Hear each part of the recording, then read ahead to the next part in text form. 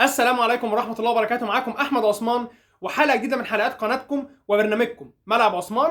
حلقة النهاردة إن شاء الله هنتكلم عن طبعا آخر فيديو أو آخر حلقة قبل نهائي كأس العالم، مباراة الثالث والرابع اللي هتجمع بين المغرب وكرواتيا، والنهائي إن شاء الله بين فرنسا والأرجنتين.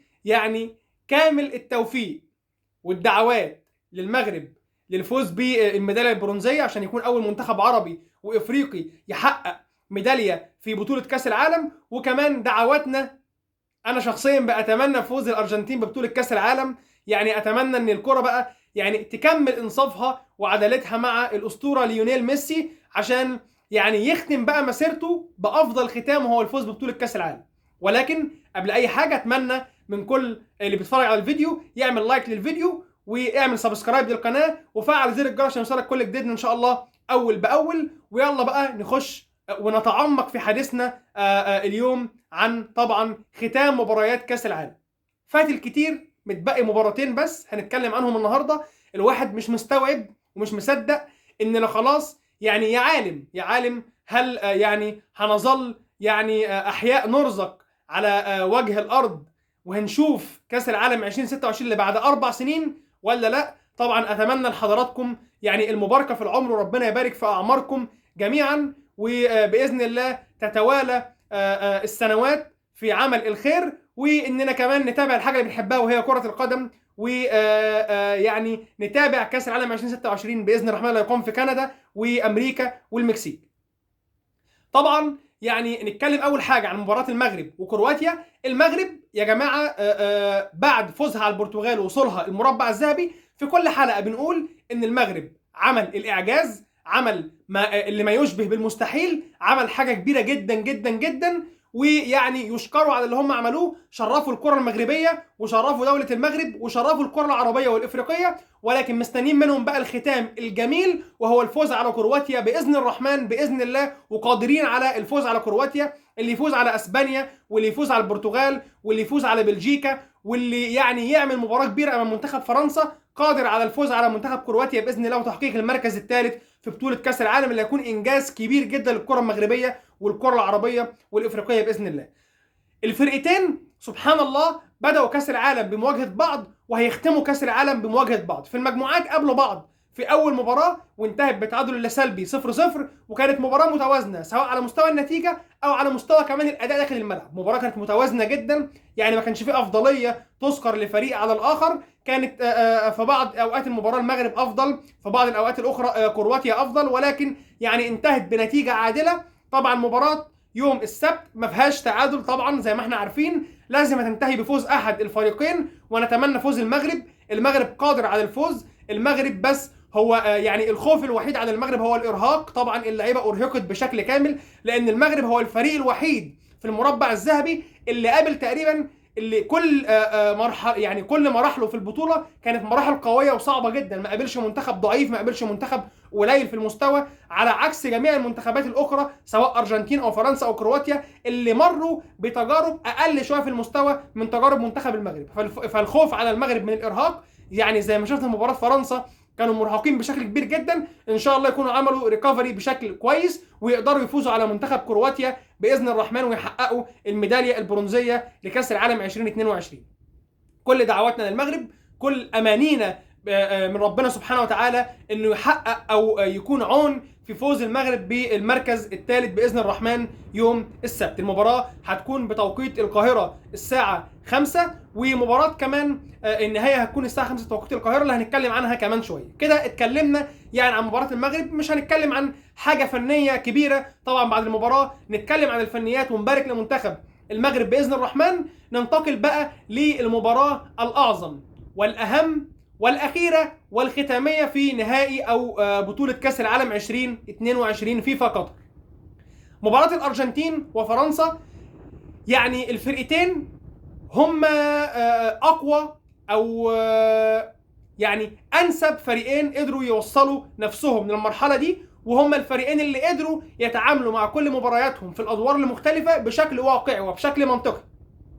قدروا يوصلوا للمباراه النهائيه اخر مباراه جمعت فرنسا والارجنتين في كاس العالم كانت في كاس العالم النسخه الماضيه في روسيا 2018، وقدر منتخب فرنسا انه يفوز على منتخب الارجنتين باربع اهداف مقابل 3 بعد مباراه قويه جدا عملها امبابي، وشفنا فيها اهداف قويه جدا. امبابي احرز هدفين، وكان دي ماريا احرز هدف حلو قوي، وبافر الباك اليمين بتاع فرنسا وقتها احرز هدف يعني خرافي من خارج المنطقه كده بوش رجله الخارجي، الكره لفت وسكنت طبعا المقص اليمين لحارس الارجنتين روميرو تقريبا وقتها. من ساعتها ما تقابلوش مع بعض.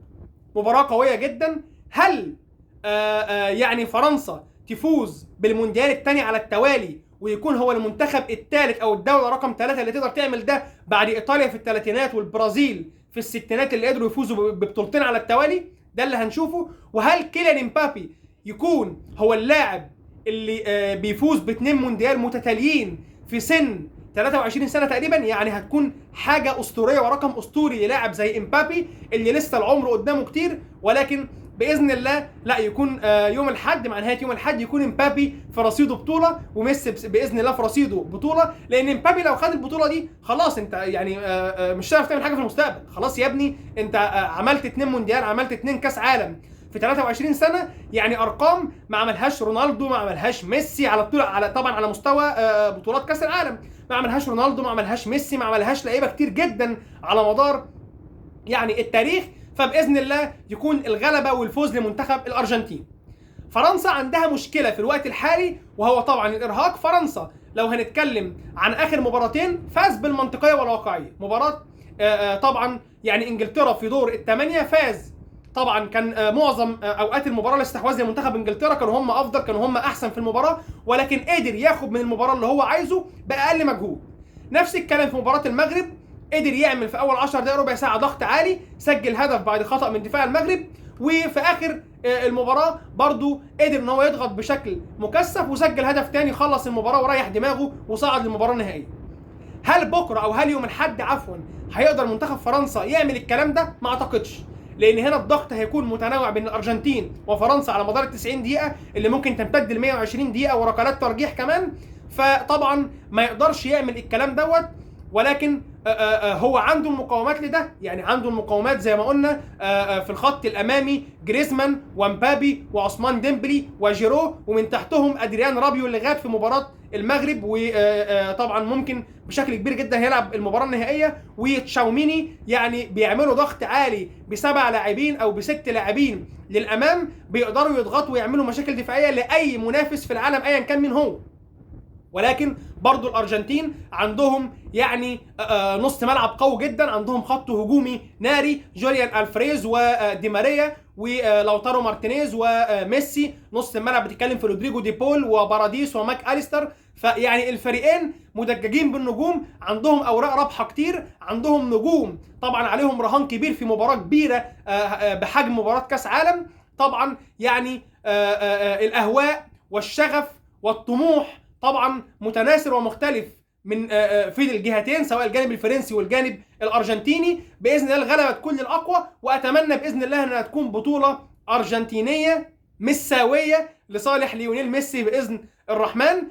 طبعا الارجنتين يعني مريح يوم اكتر من فرنسا، عنده افضليه. حد يقول لي مفيش الكلام دوت، اقول لك الحاجات دي والله بتفرق، حتى ولو ليها فروقات بسيطه ولكن بتفرق وبتاثر. فرنسا كمان زي ما احنا متابعين ضرب الفريق الفرنسي فيروس او انفلونزا الابل. شفنا اكتر من لاعب، فاران وابراهيم كوناتي وسيو هرنانديز وتشاوميني وكومان، يعني كلهم لاعبين جالهم الفيروس، ويعني ما حضروش تدريبات المنتخب الفرنسي اليوم النهارده يوم الجمعه. فهل الحاجات دي هتؤثر بدنيا ومعنويا على المنتخب الفرنسي؟ ده اللي هنشوفه وده اللي هتقوله لنا المباراه يوم الاحد ان شاء الله. ولكن طبعا منتظرين مباراه ناريه، مباراه قويه في ختام بطوله كاس العالم. الفريقين عندهم اوراق قويه جدا، الفريقين عندهم يعني اللاعبين اللي يقدروا ان هم ياخدوا المباراه لصالح منتخبهم. باذن الله اتمنى اننا نشوف مباراه قويه جدا على المستوى الخططي وعلى المستوى التكتيكي وكمان على مستوى الكوره،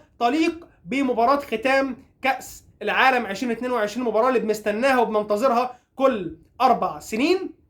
مباراه يعني انا شخصيا توقعاتي، انت برضو تسيب لي كومنت قول لي تتوقع مين هيفوز بكاس العالم. انا اتوقع باذن الرحمن فوز الارجنتين بكاس العالم، واتوقع فوز المغرب بعون الله وباذن الله بالتتويج بالمركز الثالث في بطوله كاس العالم.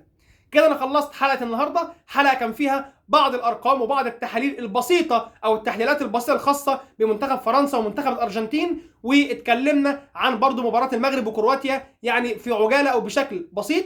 باذن الله اشوفكم بعد المباراه النهائيه باذن الرحمن، ولكن ما تنسوش ادعموني بلايك وسبسكرايب للقناه وفعلوا زر الجرس، واشوف حضراتكم ان شاء الله في فيديوهات وحلقات جايه كتير. والسلام عليكم ورحمه الله وبركاته.